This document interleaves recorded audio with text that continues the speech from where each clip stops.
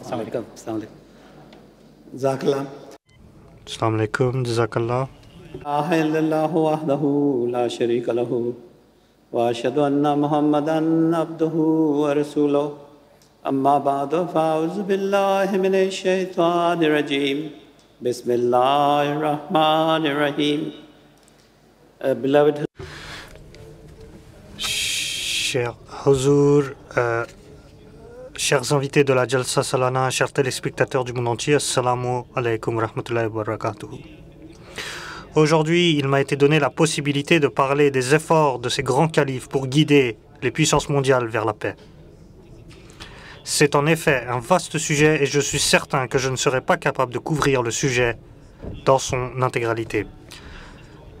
Mais je m'efforcerai de faire de mon mieux. Malgré la demande généralisée de paix, nous sommes confrontés à un monde troublé par l'injustice et la discorde. Cela nous oblige à nous poser la question suivante. Pourquoi, malgré les avancées remarquables dans des domaines aussi divers et variés, avons-nous été incapables d'établir la nécessité fondamentale qu'est la paix dans nos vies? Aujourd'hui, le monde s'appuie essentiellement sur des infrastructures politiques telles que les organisations des Nations Unies pour instaurer la paix et l'ordre. Pourtant, l'actualité mondiale témoigne de l'échec de cette institution. C'est parce que le monde s'est éloigné de son créateur. Le Saint-Coran s'adresse à toutes les nations du monde et l'humanité toute entière en disant « Ô hommes, nous vous avons créé d'un mâle et d'une femelle, et nous avons fait de vous des clans et des tribus, afin que vous puissiez vous reconnaître. En vérité, le plus honorable d'entre vous, aux yeux d'Allah, est le plus pieux parmi vous. Assurément, Allah est omniscient, très conscient. »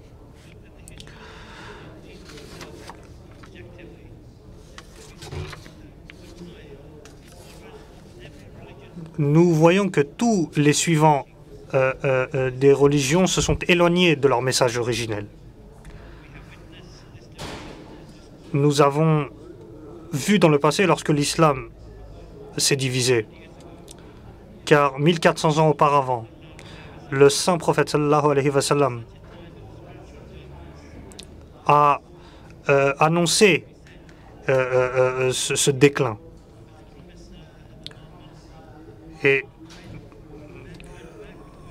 Et a annoncé l'arrivée du Messie pour remettre le monde sur le droit chemin.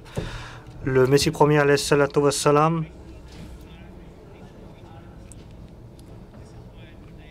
c'est pour cela qu'aujourd'hui, la communauté a pour slogan l'amour pour tous et la haine pour personne. Il était guidé par l'exemple même du saint prophète sallallahu alayhi wa sallam, qui a créé peut-être le plus grand document politique de l'histoire, la Constitution, la Charte de Médine. Cette Constitution est antérieure à la Magna Carta anglaise. Le saint prophète Mohammed sallallahu alayhi wa sallam a rédigé la Charte de Médine en tant que souverain minoritaire. Il s'agissait de la toute première charte des droits de l'homme trouvée dans l'histoire documentée, constitue la base de l'état de droit utilisé aujourd'hui par toutes les nations développées. Nous avons vu dans le passé que lorsque l'islam était pratiqué de sa vraie forme, le monde était béni avec ce que l'histoire considère comme l'âge d'or de la découverte. Et les développements de cette époque ont ouvert la voie à la renaissance de l'Europe et à l'ère des Lumières. C'est le saint prophète Mohammed sallallahu alayhi wa sallam qui a dit un jour « Pardonne à celui qui t'a fait du tort, rejoins celui qui t'interrompt, fais du bien à celui qui te fait du mal et dis la vérité, même si c'est contre toi-même. » C'est un homme qui a subi de grandes persécutions, mais qui a toujours lutté pour la paix et la justice. Il a laissé un héritage reconnu aujourd'hui par les penseurs religieux et séculaires. Lors de son dernier sermon, le saint prophète Mohammed sallallahu alayhi wa sallam a parlé de l'égalité de toutes les nations et races. Il a déclaré que la seule chose qui devrait vraiment nous définir est la droiture. Tout comme le saint prophète Mohammed sallallahu alayhi wa sallam a lutté pour la paix, ses successeurs ont fait de même. Après son décès, l'institution du califat a été mise en place pour s'assurer que les enseignements corrects et véridiques de l'islam soient transmis. Le califat était une promesse divine d'Allah le Tout-Puissant. Dans la sourate Al-Nur, le verset 56 déclare « Allah a promis à ceux d'entre vous qui croient et font de bonnes œuvres qu'il les fera assurément des successeurs sur la terre, comme il a fait des successeurs parmi ceux qui les ont devancés, et qu'il établira assurément pour eux leur religion qu'il a choisie pour eux, et qu'il donnera assurément en échange, après leur crainte, sécurité et paix. Ils m'adoreront et ne m'associeront rien. Puis quiconque sera ingrat après cela, celui-là sera du nombre des rebelles. » Le premier calife était Hazrat Abu Bakr.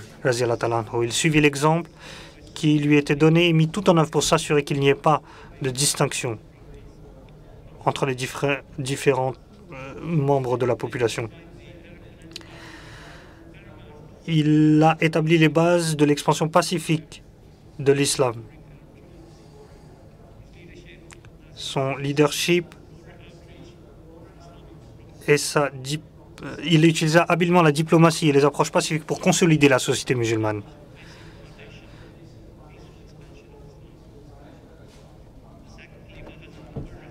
Son califat ne durait que 2 ans, mais son successeur, Hazrat Umar, était renommé pour sa gouvernance juste. Il a établi un système juridique complet et a élargi l'empire musulman. Le pacte qu'il a établi après la conquête musulmane de Jérusalem a garanti la protection, la liberté religieuse et assuré la sécurité des habitants chrétiens tout en préservant leurs droits de propriété. C'est là l'illustration parfaite d'un engagement envers la tolérance religieuse et la justice. Il a également pris des mesures particulières pour libérer les esclaves afin de créer une société plus juste. Hazrat Umar était si soucieux du bien-être de son peuple qu'il avait l'habitude de se promener incognito dans la ville de Médine la nuit tombée pour voir si quelqu'un avait besoin d'aide. Le califat prospère de Hazrat Ousmane s'est concentré sur les réformes administratives, le bien-être public et les résolutions pacifiques, même face à l'opposition et aux troubles internes. Pendant le califat de Hazrat Ali, il a annoncé que sa priorité absolue était de rétablir l'ordre au sein de l'État. Hazrat Ali a fait de son mieux pour éviter les combats et les effusions de sang, notamment lors de la bataille dite du chameau. Lorsque ses généraux d'armée lui ont demandé des instructions sur le début des opérations de guerre, il a ordonné de ne pas recourir à la guerre tant que les moyens pacifiques n'auraient pas été épuisés. Après l'échec des pourparlers pacifiques, il a souligné que le premier coup de feu ne devait pas être tiré de son côté. Il a conseillé « laisser l'autre côté prendre l'initiative de la guerre, s'il n'est pas enclin à écouter la voix de la raison ». Hazrat Ali était le dernier calife des califes bien guidés. À son décès, le califat a laissé place à une royauté. Le saint prophète sallallahu alayhi wa sallam a parlé du résultat du califat à travers la tradition suivante qui dit « La prophétie demeurera parmi vous aussi longtemps qu'Allah le voudra. Il provoquera sa fin et le suivra avec le califat sur les préceptes de la prophétie aussi longtemps qu'il le voudra. Puis il provoquera sa fin. Une monarchie tyrannique suivra alors et restera aussi longtemps qu'Allah le voudra. Puis prendra fin. Il s'en suivra par la suite une dictature autoritaire qui durera aussi longtemps qu'Allah le voudra et prendra fin sur son décret. Là émergera alors le califat sur le précepte de la prophétie. Le saint prophète n'en dira pas plus. Cette tradition a fourni à la Oumma la promesse que l'institution du califat serait rétablie. Cependant, pour que le califat soit réinstitué, l'avènement d'un prophète doit être attendu également. Le but principal de l'avènement du Messie premier salam était la revivification des enseignements de l'islam dans son état originel et d'unir l'humanité du monde sous une seule et même bannière. Le Messie premier salam a déclaré « Mes compatriotes, une religion qui n'inculque pas la compassion universelle ne peut être appelée ainsi.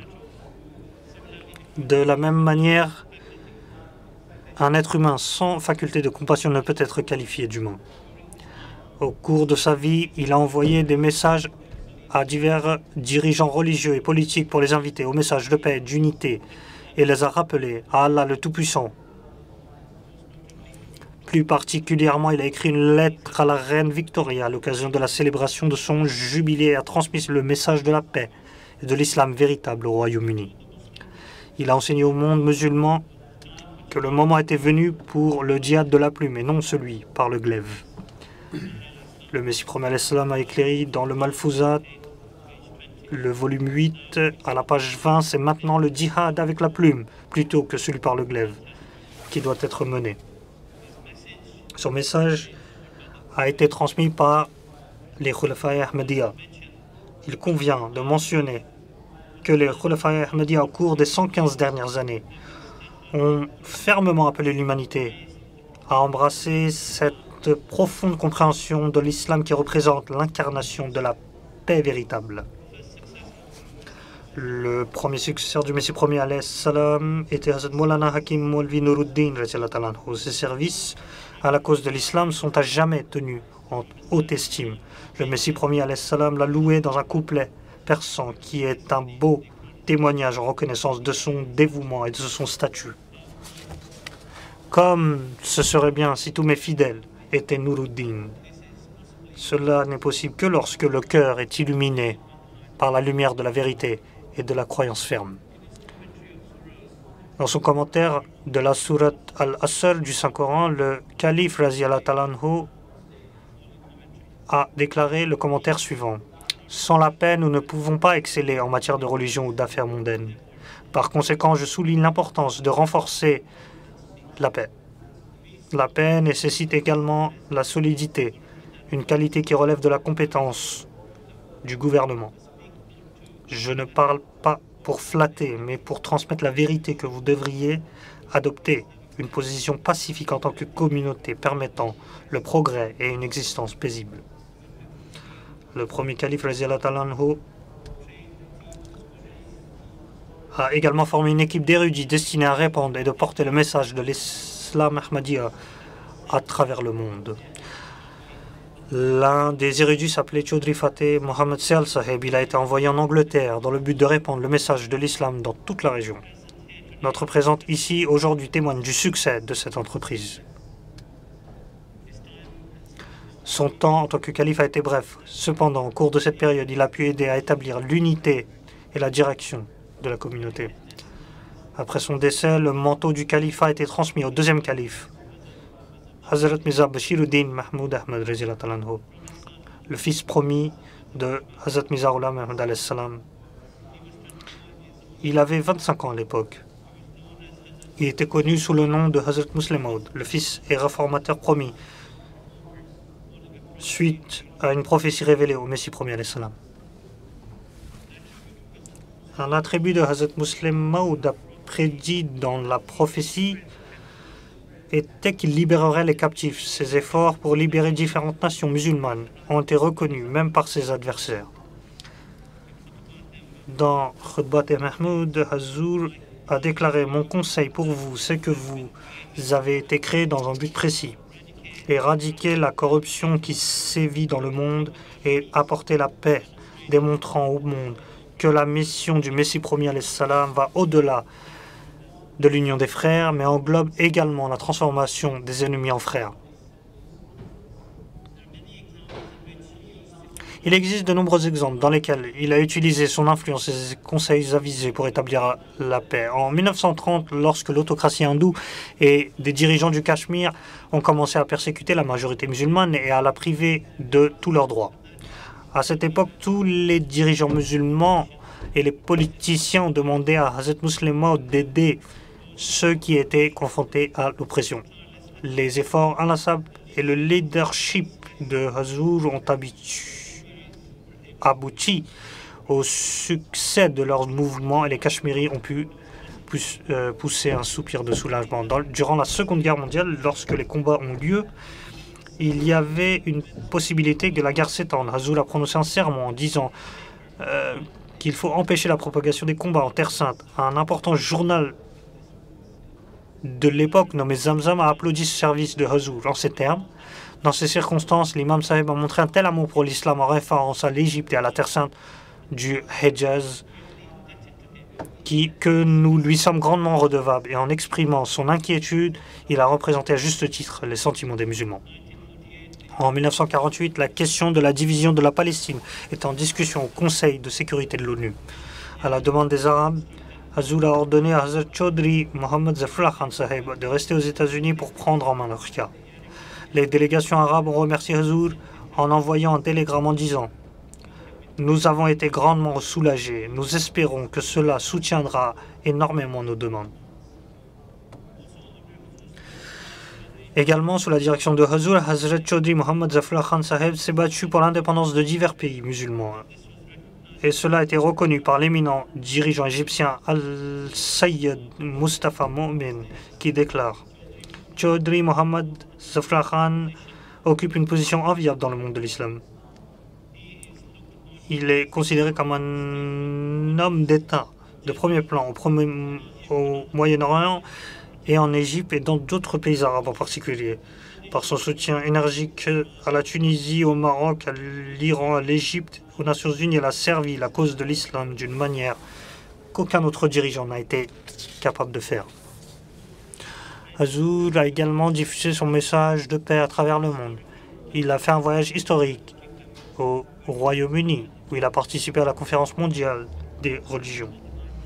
Sous la direction de Hazrat Muslim Maud, alors imam de la mosquée de Londres, Abdul Rahim Dar Sahib s'adressa à Mohammad Ali Jinnah pour lui demander de retourner en Inde pour représenter le cas des musulmans. En conséquence, en mars 1933, Jinnah annonça son retour sur la scène politique indienne. Il prononcera même son discours lors d'un rassemblement lors de l'Aïd à la mosquée Fazl. Il rappelait constamment à la communauté « Souvenez-vous que vous avez été créés pour établir la paix dans le monde. Actuellement, nous constatons qu'il y a des disputes et des désordres partout. Il est tout à fait possible que notre génération actuelle ou la prochaine ait l'opportunité et l'honneur d'établir la paix et la conciliation lors de ces disputes et désordres. Cependant, cela sera sûrement accordé à la Jamaat du Messie premier alayhi salam. L'avènement du troisième calife, Hazrat Mirza Nasir Ahmad Rahmullah alayh, Humanitarian works, particularly within the country. A entraîné la diffusion de nombreuses œuvres humanitaires, en particulier sur le continent africain. Ce califat a vu le lancement de deux projets majeurs, le programme de la Fondation Fazl Umar, qui a financé des projets lancés par son père Hazrat Muslim Maud Raziallah Talanhu, et le programme Nusrat Jahan pour organiser des efforts humanitaires à long terme en Afrique de l'Ouest. Le haut commissaire de la Gambie de l'époque au Royaume-Uni parlera du succès du programme Nusrat Jahan et a déclaré le jour approche à grands pas où l'ensemble du pays recevra des avantages de ce programme et se tourneront vers l'Ahmadiyyat, alhamdulillah. La croissance s'accompagne certes de grands éloges, mais malheureusement aussi d'une forte opposition. En 1974, des émeutes et des marches de protestation ont éclaté contre la Jamaat dans tout le Pakistan. La persécution des Ahmadis a atteint son apogée lorsque le Parlement du Pakistan a adopté un amendement en septembre 1974 déclarant les Ahmadis non musulmans. Malgré cette opposition, Hazur est resté ferme en tant que pilier pour établir la paix. C'est à l'occasion de la pose de la première pierre de la mosquée Basharat en Espagne que Hazur a annoncé l'adage populaire de la communauté musulmane Ahmadiyya, amour pour tous, haine pour personne. Lors de sa visite dans 6 pays de l'Afrique de l'Ouest en 1970, le troisième calife a déclaré « Tous les hommes sont égaux, il n'y a pas de différence entre un homme et un autre. Si le monde s'en rend compte, il y aura beaucoup moins de problèmes. » L'un des discours les plus remarquables prononcés par Hazur a eu lieu lors de la conférence tenue à l'hôtel de ville de Wandsworth le 28 juillet 67. Azul a présenté un message de paix. Il a parlé également de la prophétie du Messie premier alayhi salam concernant la Troisième Guerre mondiale. Il a déclaré: « Messieurs, n'oublions pas que cette prophétie, comme toutes les autres, est un avertissement et que son accomplissement peut être retardé ou même évité pourvu que l'homme se tourne vers son Seigneur et se repente et s'amende. Il peut encore éviter la colère divine s'il cesse d'adorer les fausses divinités de la richesse, du pouvoir et du prestige et établit une relation authentique avec son Seigneur et s'abstient de toute transgression, fait son devoir envers Dieu et l'homme et apprenne à travailler pour le bien-être humain. » Le califat va encore progresser avec le quatrième calife, Hazrat Mirza Ahmad. Il a été élu à une époque où la communauté faisait face à de lourdes persécutions. En avril 1984, l'ancien premier ministre pakistanais, le général Zia-ul-Haq, a imposé une ordonnance contre la communauté qui empêchait Hazur d'opérer en tant que chef de la communauté au Pakistan. Cela a conduit à la migration du califat du Pakistan vers le Royaume-Uni. Alors que le Royaume-Uni devenait soudainement le siège du califat, les activités de la Jamaat se sont étendues au-delà de toute imagination. Hazur a lancé de nouveaux programmes qui ont non seulement profité à la Jamaat, mais à la collectivité dans son ensemble. Dans son livre Absolute Justice, Kindness and Kingship, Hazur, en parlant de l'importance de la relation entre Dieu et l'homme pour avoir la paix dans la société, il déclare: « Si l'homme n'est pas juste en ce qui concerne ses obligations envers Dieu, alors il est peu probable qu'il soit juste envers ses semblables. Il faut se rappeler que nul ne peut jouer avec les préceptes de la justice sans s'exposer au danger d'être victime des conséquences punitives.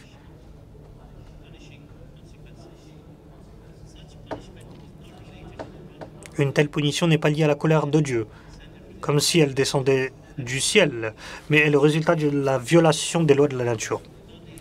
Personne n'est au-dessus de la domination des lois naturelles. Le service de l'humanité a toujours été au centre de la pensée de Hazur, à travers le lancement de divers programmes. Hazur a consacré beaucoup de temps et d'énergie à la nécessité d'aider via une assistance pratique et la collecte de fonds, car c'était un élément essentiel pour créer la paix dans le monde, dans la société. L'un des programmes mis en place par Hazur a été un organisme de bienfaisance indépendant appelé Humanity First. Il s'agit d'une organisation qui vise à aider l'humanité, sans distinction de race, de religion ou d'ethnie. En 1992, des convois ont été envoyés principalement dans les régions des Balkans déchirées par la guerre, dans l'ex-Yougoslavie. Cela a abouti à la livraison de nourriture, de médicaments et de vêtements à de nombreux réfugiés sans abri. Cette organisation caritative est maintenant établie dans plus de 60 pays à travers le monde, fournissant des services humanitaires à des millions de personnes, en particulier dans le tiers-monde. Il a longuement expliqué. Plusieurs leaders ont congratulé la communauté pour ses services à l'humanité.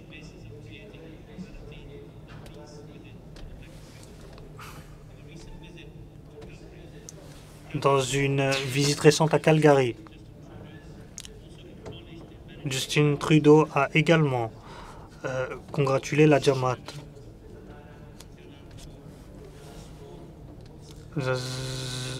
Hazur Rahmullah a également parlé de l'importance de l'égalité en islam pour parvenir à la paix dans ce monde. Il dit, pendant la crise du Golfe en 1990, ils sont vraiment désireux de la paix mondiale, alors qu'au fermement mes conseils, il devrait s'établir sur l'équité de l'islam, qui ne différencie ni l'Orient, ni l'Occident, ni le Nord, ni le Sud. Au contraire, en gardant Dieu à l'esprit, cela met en avant un concept de justice et d'équité. S'ils essaient de résoudre leurs conflits et ceux du monde selon cette équité, je vous assure que le monde peut parvenir à la paix. Il a laissé un héritage de piété, de bonté, de service à l'humanité qui lui a valu le titre d'homme de Dieu. Le 22 avril 2003, Hazrat Mirza Masroor Ahmad Ayatollah Ben Abdelaziz a été élu 5e successeur du Messie premier à l'islam. Des larmes de joie et de soulagement ont été versées lorsque Hazur s'est adressé à la Jamaat, les exhortant à se concentrer sur la prière dans ce nouveau chapitre de l'histoire. Je n'ai qu'une seule demande, dit Hazur.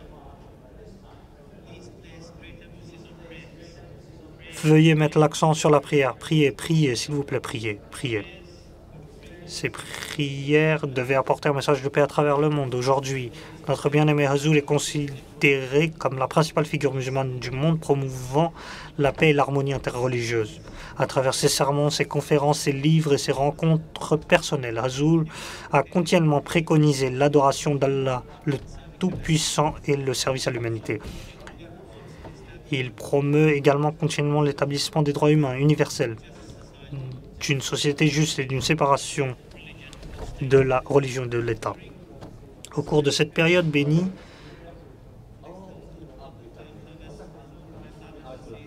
du 5e calife, Hazur n'a laissé passer aucune occasion pour s'en parler des enseignements islamiques de paix et d'unité dans tous les lieux. Dans les chambres de parlement, dans l'Union européenne et au Capitole Hill à Washington, ses paroles et ses actes justifient clairement son titre d'homme de paix. Le 4 décembre 2012, Hazur a prononcé un discours historique au Parlement européen à Bruxelles, devant une salle comble de plus de 350 invités, représentant 30 pays, dont le président du Parlement européen. Lors de son discours, Hazur a appelé l'Union européenne à préserver son unité et a appelé à l'égalité et à la justice dans les relations internationales. En février 2014, Hazur a prononcé un discours lors de la conférence des religions mondiales qui s'est tenue au Guildhall à Londres. Au cours de son allocution, Hazur a souligné l'engagement de l'islam à promouvoir l'entente mutuelle, la tolérance et le respect sur la base des enseignements du Saint-Coran et de la vie du Saint-Prophète, sallallahu alayhi wa sallam. À travers chaque allocution, Hazur a souligné la préoccupation majeure que constitue une guerre nucléaire. Jusqu'à récemment, dit Hazur, la menace du déclenchement des armes nucléaires était considérée comme impensable, mais désormais de telles menaces sont proférées presque quotidiennement. Il ne fait aucun doute que si une guerre mondiale éclate, elle ne ressemblera en rien de ce que le monde a jamais vu. Ces conséquences catastrophiques et dévastatrices sont bien au-delà de notre compréhension. De nombreux pays ont acquis des armes à la pointe de la technologie et qui ont la capacité meurtrière de tuer des milliers de personnes d'un seul coup. Ce ne sera pas seulement nous qui endurerons la douleur et qui verseront des larmes, mais plutôt nos enfants et les générations futures qui souffriront de nos péchés et leurs vies seront détruites sans que ce soit de leur faute. Sous la direction de Hazur, la communauté musulmane Ahmadiyya a construit un certain nombre d'écoles et d'hôpitaux qui offrent des installations de première classe dans des régions reculées du monde. Grâce à divers programmes, la Jamaat a financé les frais de scolarité et l'éducation de nombreux étudiants défavorisés à travers le monde, quelles que soient leurs origines religieuses. Hazur a exprimé de graves inquiétudes quant à l'état des relations internationales. Sur cette base, a écrit des lettres aux divers dirigeants mondiaux, notamment le président d'Israël, de l'Iran, des États-Unis, de la Russie et de la France. Dans l'une de ces lettres, Hazur a parlé de l'importance des pourparlers pacifiques en relation avec les conflits mondiaux. Il déclare « Je vous le demande, au lieu de conduire le monde dans l'emprise d'une guerre mondiale, faites le maximum d'efforts pour sauver le monde d'une catastrophe mondiale au lieu de résoudre les différends par la force. Vous devriez essayer de les résoudre par le dialogue, afin que nous puissions offrir à nos générations futures un avenir radieux plutôt que de leur offrir un handicap et des défauts. » En tant qu'agronome lui-même, Hazur s'intéresse particulièrement au soulagement des souffrances des pays en développement, en leur facilitant l'accès à la nourriture, à l'eau potable et à l'électricité. Il supervise le travail de l'Association internationale des architectes et des ingénieurs Ahmadis, qui est une organisation impliquée dans divers projets humanitaires et de développement dans des régions reculées du monde. Plus récemment, le Collège international portant le nom du calife devrait être créé au Burkina Faso. L'objectif principal de cette institution sera de former les jeunes et de les aider à développer les compétences nécessaires pour non seulement gagner leur vie décemment, mais aussi devenir un membre utile de leur communauté, gagner un revenu basé sur leurs compétences et capacités propres. En 2004, Azul a lancé le Peace Symposium national annuel, au cours duquel les invités de tout horizon se réunissent pour échanger des idées sur la promotion de la paix et de l'harmonie. Chaque année, cet événement attire de nombreux ministres, parlementaires, politiciens, chefs religieux et autres dignitaires en exercice. En 2009, Azul a lancé le prix musulman Ahmadiyya annuel pour l'avancement de la paix, un prix international de la paix pour les individus et les organisations qui ont démontré un engagement de service extraordinaire à la cause de la paix et de l'humanitarisme. De nombreux dirigeants mondiaux ont loué les efforts remarquables de Azul et finiront par lui honorer le titre d'homme de paix. Ancien membre de la Chambre des Lords et grand défenseur des droits de l'homme, Lord Avebury a parlé avec affection de Azul en déclarant « Nous avons désespérément besoin du leadership moral et des conseils de sa sainteté ». Nancy Pelosi, 52e présidente de la Chambre des représentants, a déclaré ce qui suit concernant Azul. Vous avez été persécuté pour vos croyances, emprisonné pour votre foi, exilé de votre patrie, mais avez refusé de répondre avec amertume et vengeance. Vous êtes un leader doté de sagesse et de compassion et un champion de la non-violence et du respect. Le Premier ministre Justin Trudeau a tenu des propos élogieux à l'égard des efforts de Azul pour promouvoir la paix. Il dit « Votre sainteté, votre amitié et votre leadership sont très importants pour le Canada. Nous apprécions la façon dont la communauté musulmane Ahmadiyya condamne toutes les formes d'extrémisme. » Azul a également constamment rappelé à sa communauté qu'elle est également responsable de la diffusion du message pacifique de l'islam. Lors de son discours au Royaume-Uni à la Jalsa Salana en 2015, Azul déclare « Aujourd'hui, il est du devoir de chaque Ahmadi qu'en plus d'inculquer le commandement de rendre justice et de faire du bien aux autres, il devrait également transmettre ce message à chaque individu du monde, qu'il leur dise d'écouter celui qui a été envoyé par Dieu Tout-Puissant à cette époque. » Le califat continue de croître à pas de géant et tout comme sa création se présente comme un phare de paix à une époque de troubles sociaux et de discorde. C'est vraiment là une bénédiction d'Allah, le Tout-Puissant, et il est du devoir de chaque musulman ahmadi de tenir fermement la corde du califat afin de trouver des conseils spirituels et une paix toujours plus grande dans le monde. Je termine mon discours par une prière écrite par notre bien-aimé Azul, que nos générations futures se souviennent de nous avec amour et affection, plutôt qu'avec haine et ressentiment. Puisse chaque personne et nation parviennent à respecter les droits les uns des autres et que la justice et la compassion l'emportent sur toutes les formes d'injustice et de conflit. Ainsi soit-il, Jazakallah.